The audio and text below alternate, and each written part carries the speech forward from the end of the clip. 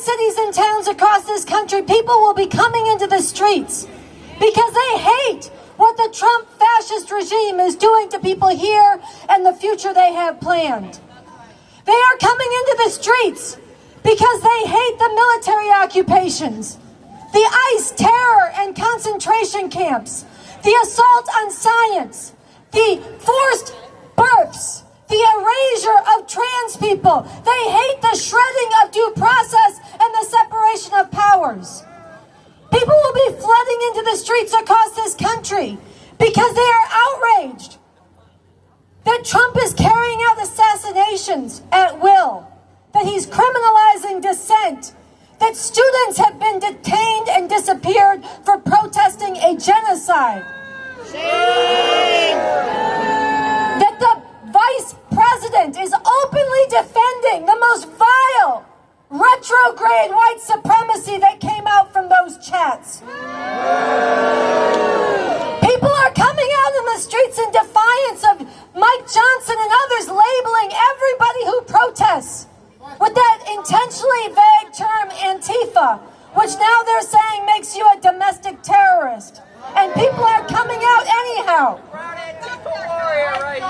And people are coming out because they are sick of seeing how even those within the halls of power, John Bolton, James Comey, Tish James, even they get targeted. Because if they will do this to those in power, think what this means for everyday people.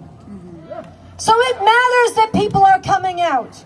It matters. It shows our power. It shows that we are the majority. It gives courage to people. And it strips away Trump's claim to legitimacy. But the truth is, and you're here because you know this, that as beautiful, as righteous as these protests will be today, on their own they are not enough. Because fascism, and that's what we're facing, fascism does not yield to outrage alone.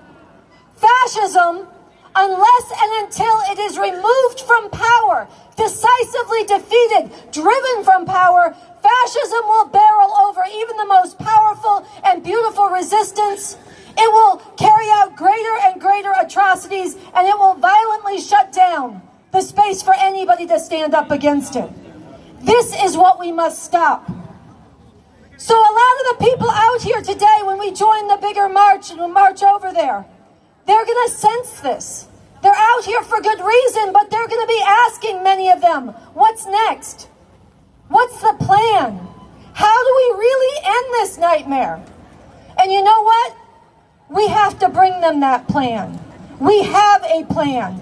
It begins November 5th, right here in D.C., when we flood this city with nonviolent protests, starting at 11 a.m. on the National Mall. And we kick off a nonviolent, sustained, and growing movement of millions and millions that comes back again and again and does not stop until we drive Trump from power.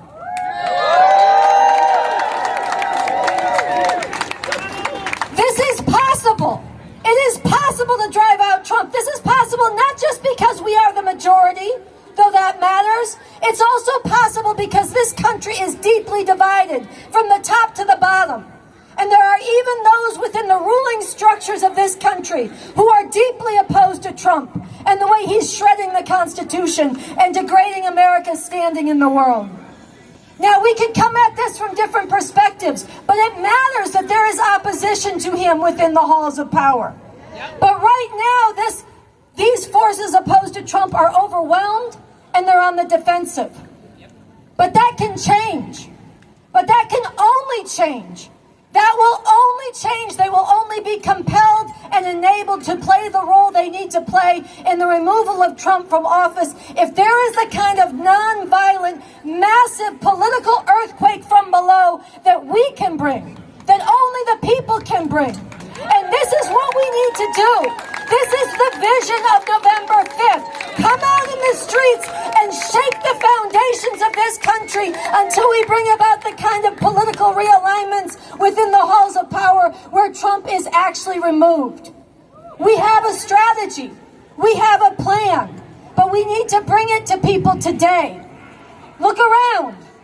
A few hundred people on a mission can make a huge difference among tens of thousands who are agonized but don't know what's next. We need to bring it to them. And we need to do it as the other speakers have spoken about, standing together, uniting all who can be united from different perspectives, overcoming divide and conquer schemes, because we cannot win this alone. We can only win it together. So